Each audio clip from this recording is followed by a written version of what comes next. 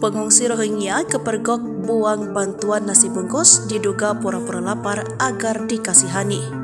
Beredar video pengungsi Rohingya Myanmar membuang sembako ke laut yang merupakan bantuan warga Cangka Perut Aceh.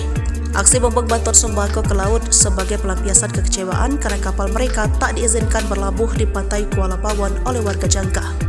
Adapun peristiwa para etnis Rohingya hendak mendarat ke pantai Kuala Pawon namun ditolak warga setempat itu terjadi pada Kamis 16 November 2023 pagi. Warga Cangka sekitar yang melihat sembako hanyut di laut segera mengambil kembali meskipun telah basah oleh air laut. Bantuan yang diberikan pada pengungsi Rohingya merupakan sumbangan desa dan warga lokal sekitar. Kini pengungsi Rohingya kepergok membuang nasi bungkus bantuan dari warga Sabang. Video pengungsi Rohingya kepergok membuang bantuan nasi bungkus tersebut diunggah oleh salah satu akun.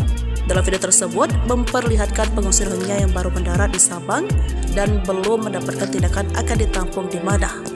Para pengungsi Rohingya tersebut sementara waktu ditempatkan di pinggir pantai.